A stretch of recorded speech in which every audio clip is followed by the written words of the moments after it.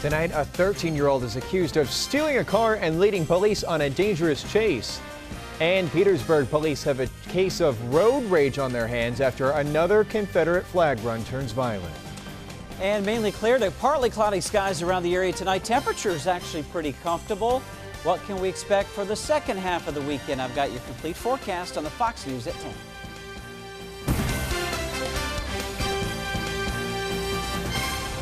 Good evening and thanks for joining us. We begin with Richmond police identifying a Hopewell man as the victim shot in his own SUV while driving his kids in the car. Police say that Davy Young was involved in a fight with a few people in Mosby who started shooting at him. The 26-year-old tried to take cover in his SUV, drove off and crashed a few blocks away. The shooting happened in the 1600 block of Gay Street. No one else was injured, but police say the victim was shot multiple times. And we have the latest information now on a homicide investigation happening in the city's north side. Around midnight, officers responded to the 400 block of East Ladies Mile Road for a report of a man down. When they got there, they found the body of a man next to an apartment building. Police say the victim was shot several times, and if you have any information, you're urged to call Crime Stoppers. That number, 780-1000. Happening now, Petersburg police are searching for a 54-year-old man who was last seen July 18th walking to the Petersburg Public Library right on West Washington Street. Take a good look at your screen. Police say Gilbert Johnson was wearing a black shirt, khaki pants, and black Velcro shoes. He's about 6 feet tall, and if you have information on where he could be, you're urged to call Petersburg police. That number, 732-4222. Also in Petersburg today, police had their hands full with another Confederate flag run. Officers say they're investigating what they call a disturbing case of road rage. Chris Thomas has the story. You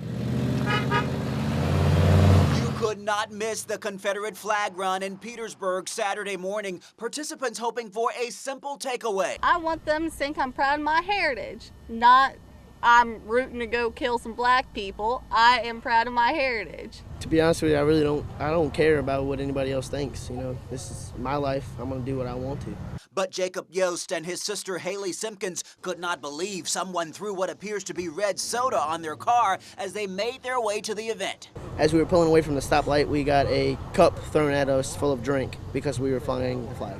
Who can forget this? Earlier this month, a similar event led to violence with neighbors throwing bottles at protesters. This time around, Petersburg police paid overtime to bring in 3 extra officers and a supervisor. We thank you for the officers to come out here and help keep the peace. Lord, we pray for a safe run.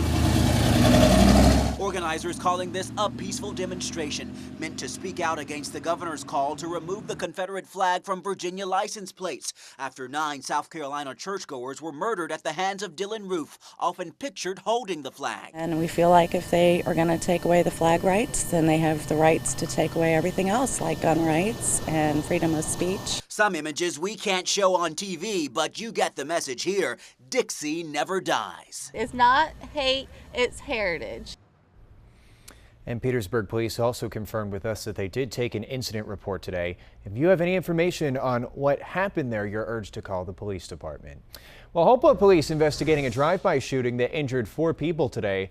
According to police, a small crowd of people were gathered near the sidewalk in the 500 block of North 7th when a gun went off inside a vehicle. The victims hit by pellets from the shotgun and were treated for non-life-threatening injuries. The vehicle is described as a light-colored sedan, and if you know anyone who may have been in the area and saw something suspicious, the number to call Crime Solvers for that area, 541-2202. While police in Lafayette say they are still examining evidence inside the movie theater where a gunman went on a shooting rampage, killing 2 people and injuring 9 others before killing himself. Police say the theater will remain closed through the weekend. Investigators are still trying to identify a motive for the shootings.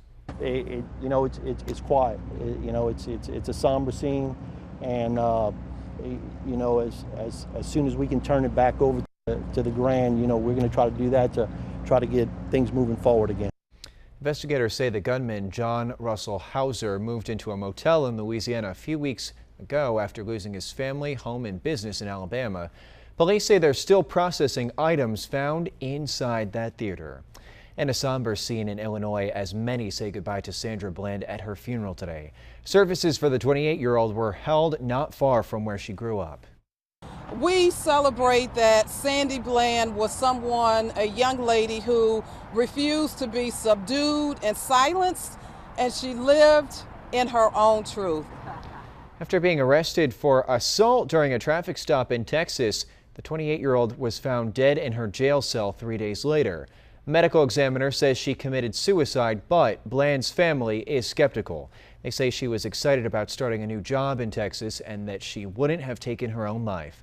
They're now calling for an independent investigation into how she died.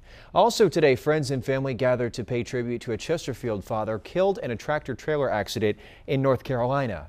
Hundreds of people attended Ken Jefferson's funeral at Henrico's St. Paul Baptist Church. Jefferson and another member of the Black Eagle Riders, Arnie Morris from Woodbridge, are two victims of this tragic accident. Well, in other news, it was a perfect day to be out on the water with friends of Cosby High School senior Tyler Patnaud celebrating his life today. This is the first Boats and Bow Ties celebration in his honor. Tyler, who you see right here, loved to sail, and so proceeds from the celebration at the boathouse at Swift Creek Reservoir went to his foundation. We have been blessed by the community, has just reached out and reached into their hearts as well and have wanted to give. I guess that's the best thing, and that's what Tyler would have loved. Well, his foundation supports organ donation, the Children's Museum of Richmond where he worked, and other causes that Tyler advocated for. Tonight there's a gala on the other side of the reservoir. Of course, he died in a fatal car accident last year. Plans to celebrate again next year are in the works. Now to an update, the body of one missing swimmer in Maryland has been found, but the search still continues for the second body. Officials say 37-year-old Daniel Brown, 39-year-old Douglas Brown, and a teenager were swimming off of Cove Point when the three became tired from swimming against the tide. Moments later, the teen was able to make it back to shore, where he alerted police.